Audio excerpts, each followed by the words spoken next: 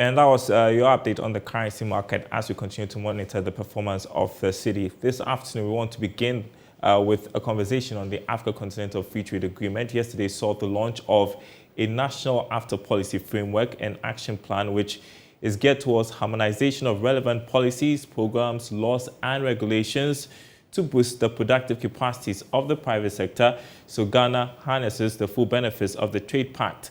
Meantime, the Business and Financial Times reports today that no trade activity has taken place 18 months since the official launch of the Africa Continental Free Trade Agreement. It quoted the AFCFTA Secretariat as saying trade is yet to take off, citing many complexities in member states. First, though, this report from the launch of a national action plan. The policy framework will serve as a guide for Ghana's implementation of the Continental Free Trade Agreement. Ghana has already taken the lead in exporting some products to other neighboring countries under the agreement since it kick-started in 2020. Speaking at the launch of the policy document and action plan for boosting Ghana's trade with Africa, Minister of Trade and Industry, Alan Kyerematen, called on local authorities to support efforts in empowering the private sector. National AFCFTA policy framework and action plan, which we are about to launch today, is based on inputs from a broad range of stakeholders from both the public and the private sectors.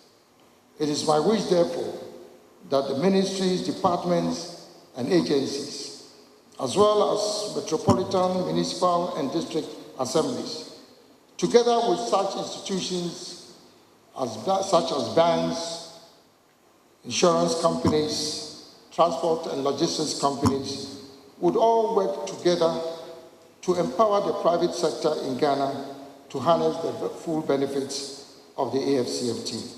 Speaking on behalf of President Akufo-Addo, Minister of Information Kojo Oppong-Nkrumah assured the balance of payment and economic challenges experienced by African countries due to external factors can be resolved when the agreement becomes successful.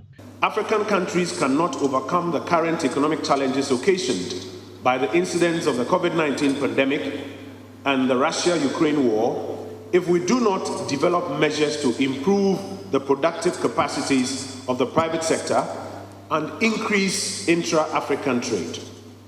The effective operationalization of the AFCFTA agreement in Ghana would significantly boost Ghana's balance of trade, stimulate investment and innovation, diversify exports, improve food security, foster structural transformation, enhance economic growth, and above all, provide jobs for the Ghanaian youth.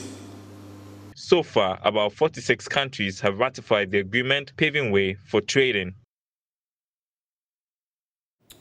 Isaac Hubert Arthur is Executive Director of the Africa Center for International Trade and Development. He joins us on Zoom to discuss this.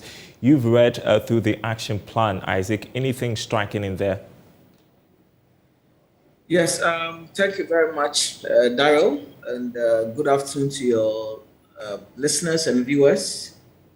Yes, I've gone through the framework, but, you know, I'm happy that at least some of these things are put out there, you know, but I've said it several times that developing frameworks and action plans, for me, should not really be the news. The news should be that this number of companies in Ghana have actually started trading under the AFCFTA. For me, that would be the news. You know, it's good to have a plan, it's good to have a framework. But at the end of the day, if the frameworks and the plans are not being put into action, where is the benefit? You know, what private sector is looking for is a hand-holding process for them to know the practical steps that they need to go through to be able to start trading.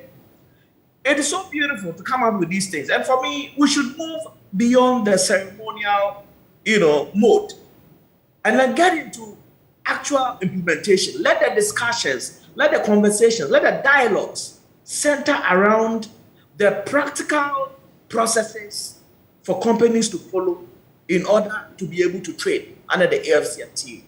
Otherwise, We will always be dialoguing, we will always be launching stuff and Okay, I think Isaac, it's about 18 months now. It's about 18 months now since we actually, started, we launched the AFCFTA trading since last year in January. So if we cannot boast of successful, then for me, I think we shouldn't really be highlighting much on developing plans and frameworks. well, What we should be happy about is that these companies have started trading in Ghana, or this number of countries have actually started trading. All right. I just want us to move on to the point you made about the fact that 18 months since AFTA was launched, we've got no trading activity taking place. I actually thought a couple of Ghanaian companies had traded with their counterparts, but this new reporting from AFTA indicates that no such trading has taken place. It should be worrying and also showing that there is a lack of progress, or the progress is actually very slow. And what can we do about it? What are the complexities in there? Daryl, I mean, you see, even before the AFCFTA came into being, companies were already trading, just that they were not benefiting from the duty-free, quota-free. They were not benefiting from the incentives that the AFCFTA provides. So as for trading, a lot of companies in Ghana were already trading before the AFCFTA came into being. Okay, but the question we should ask is, for me, is the private sector ready? Politically, as a country, we may be ready, but practically, is the private sector ready? Are the businesses ready? Do they have the necessary tools? Do they have the necessary knowledge? What it takes to be able to trade across the border within, the continent under the AFCFTA? A lot has to be done.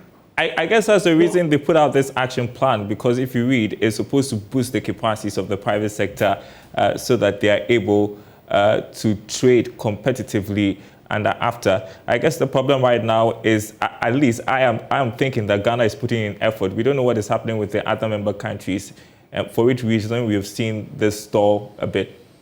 No, I mean, that is fine. As a host of the Secretariat, that is what is expected of us, to show leadership. And that is what we are doing. Showing leadership in terms of, coming out with the deliverables. So if we've come out with an action plan and a framework, that is good. Other countries can emulate that and then also develop theirs. But for me, what I'm saying is that, see, we've been talking about this whole thing. I mean, the content of the action plan or the content of the framework, I mean, there's no news. These things are in our documents already. These things have always been there. If you go through the objectives, how many? About 7 objectives in the framework. These objectives have always been there. To have trade facilitation, trade infrastructure, trade information, enhancing productive capacity, trade and development finance. These things have already been there. They are there. All right. So the point is that we need to get practical. Okay. When you talk to the businesses, they have their own issues. They have their own challenges. Some don't even know how to practically, where to go for information regarding, trading. We just have 1 minute more. I just want to ask you about the pilot that we understand is set to take place very soon among 7 member countries. They are going to test the AFTA, and hopefully that would advise on future plans. Ghana, Cameroon, Egypt, Mauritius, Kenya, Tanzania, Rwanda are supposed to participate. That is on a brighter note. Your thoughts, finally? Brilliant idea. For me, that is the way to go. To kickstart the trading is to pilot it. We need to test the system, test the infrastructure to see if it will work and what will be the challenges, so that we can start addressing the challenges as we trade, before we begin to open up to the rest of the continent, for the countries that will be ready. So for me, I think this is a fantastic idea, and I totally support it. And I will urge all the countries to prepare their private sector and make them ready and let them begin trading, so that the world will know that it has not just been talk all this while, but we mean business. Africa is indeed ready for business, and we are ready to trade. That is the only way we can, have confidence reposed in our system, in our government. Otherwise, people might think that these guys are just talking too much and nothing is being done. Okay. So to make a point that we are really serious about this AFCFTA and we are indeed ready to integrate our markets, let's have the pilots and then see what will come out of it. Once countries begin to see the benefits from trading with these selected 7 countries, it will encourage other countries, to quicken the steps, the processes, to be able to also join the trading and then benefit from the incentives that AFCFTA provides for the people of Africa. Isaac Hubert Arthur, great to speak with you this afternoon, Executive Director of ASENTAD. Appreciate your thoughts. Let's switch topics, talk about air travel now. Some developments in domestic aviation industry to report. If you're a frequent traveler, you may have noticed that the price of tickets have gone up. The airline saying this is necessary to sustain the operations. Managing Editor of Aviation Ghana, Dominic Andor, has been following this. He joins us with some more perspective. Dominic, so how significantly are prices going up and what's the reason? Well, the main reason is that the price of aviation for Jet 14 on the international market has gone up. And this is mainly due to the fact that there is a shortage of the commodity itself. Because now we don't have Russia crude anymore for countries which even have refineries to refine and give us Jet 14. So the withdrawal of the supplies from Russia is also a major factor. Now, the main point is that even in places where they have the money to even buy the commodity, they are unavailable. So essentially, the price of the commodity beginning from February to now has gone up for about 30 to 40%. And that's what we see that it's being translated into higher fares, because the airlines must also charge passengers or consumers to be able to be in operation. So we know that there's so much happening with the economy right now. The cost of operations of businesses they're high. And I guess it's also important to point out that this industry is yet to fully recover from the impact of COVID-19. And so to what extent will increasing prices cushion them, really? Is that enough? The truth is that the domestic aviation market is actually recovering very fast. I dare say that by the end of September, we think that full recovery should have taken place. However, aviation fuel itself constitutes between 30 to 40% of the cost of operation for an airline. So if the price of the commodity goes up, it means that the cost of operation for the airline will automatically go up. So what the airline is also trying to do now is that I'll charge a little more in fuel surcharges to be able to cover some of the cost of operation and remain in business. In fact, in our neighboring Nigeria, some of the airlines are going out of business simply because the price of the commodity, aviation fuel, is so high and expensive, they can't afford anymore. So some are actually going out of business. In Ghana, fortunately, the commodity is available, except for the fact that the price has remained elevated since January. And it's not any fault of ours, but because of the withdrawal of the Russian supplies from the market. And we have seen passenger numbers gradually pick up, like you rightly indicated, on the domestic front after COVID restrictions were eased. With this move to increase prices, would that affect passenger numbers, do you think?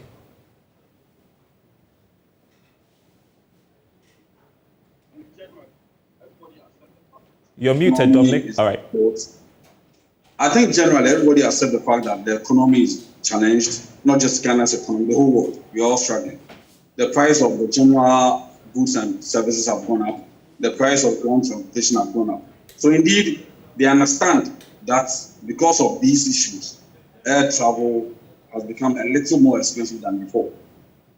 So we think that when generally things are mitigated and the Russia crude supply starts coming, and then we have final refined products, Jet 1, and the fuel surcharges go down, price will drop.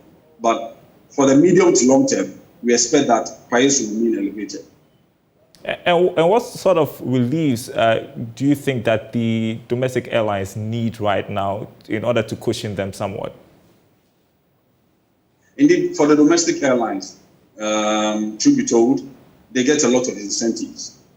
The sort of charges that a CA and then the Ghana Airports Company will charge for landing, navigation fees, etc., a lot of them are waived for the domestic airlines operating domestically. But for regional and international airlines, they pay the full fees. But for domestic airlines, they waive some of these incentives. They give them some of these incentives and waive some of these charges to allow them to operate profitably.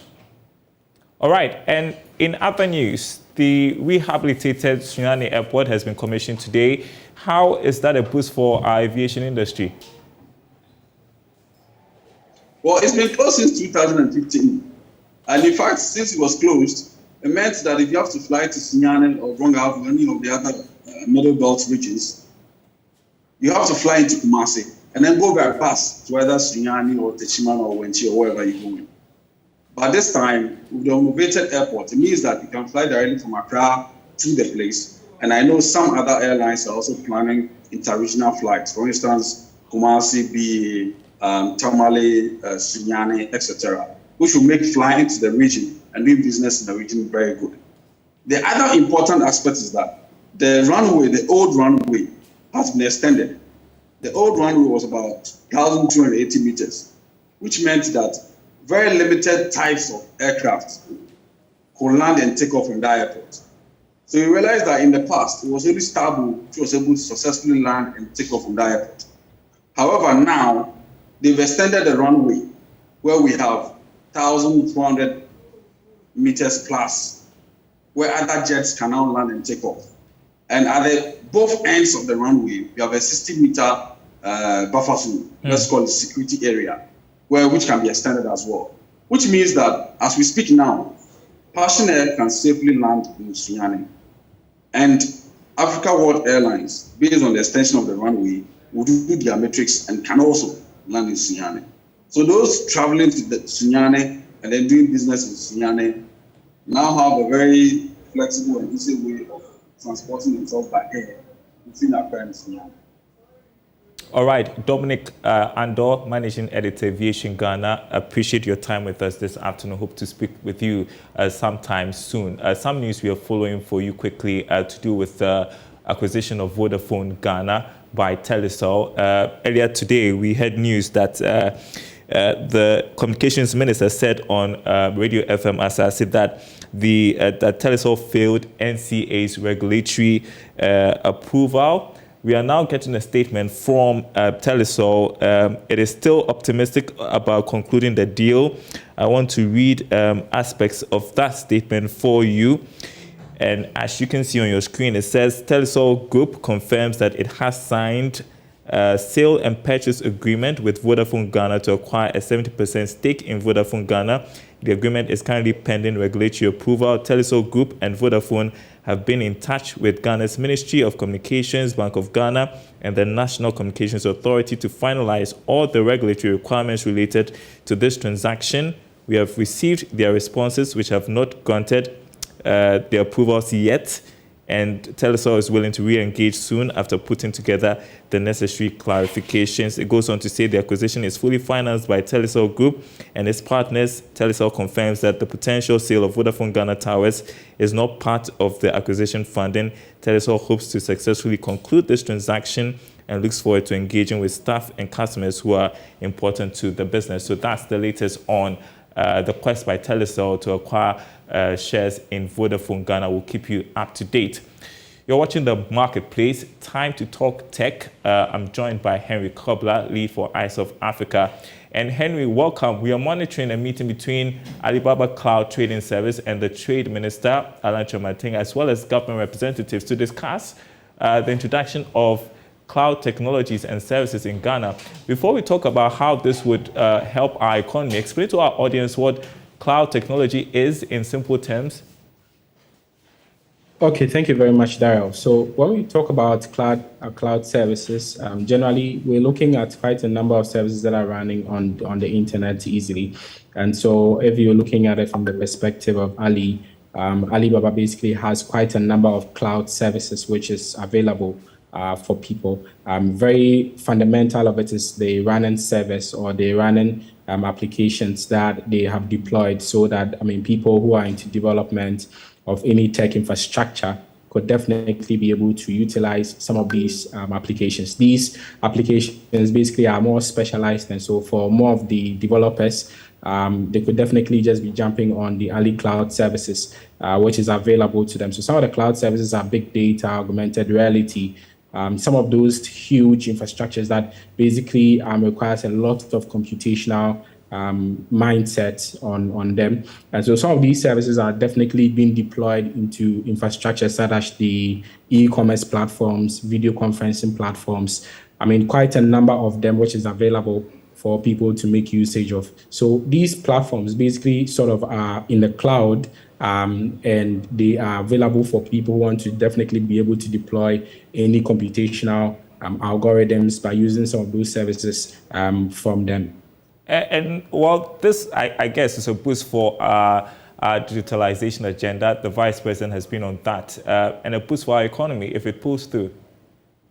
Yes, very much so. It's a very big one. If you're asking a lot of the guys who are into AI, they will tell you that one of the most amazing platforms that you could definitely join on to definitely deploy a lot of tech infrastructures. Alibaba's cloud relatively ranks like almost as first as against, let's say, Google or Amazon's cloud services, which is being deployed for people. So it's a good one where, per our quest to get into digitalization, I think that it basically gives a better platform in terms of being able to leverage on to building our tech infrastructures. But let me just be quick to add that when it comes down to these services as well, there are a lot of skepticism about them because usually, again, because Ali is coming from China, China is sort of well known to be looking into a lot of data. And so relatively the privacy issues, the security issues comes to play, especially for a country that we don't do a lot of monetization, monitoring on some of these systems just because we feel that they are well deployed for us. We just get on without having to do second checks, checking out on cybersecurity, checkboxes and all of those things.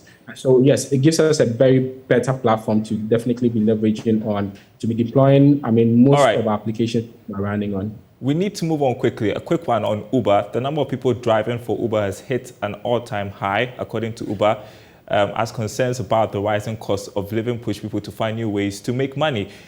Uber says almost 5 million people are now picking up passengers or making food deliveries for the company, 31% more than last year.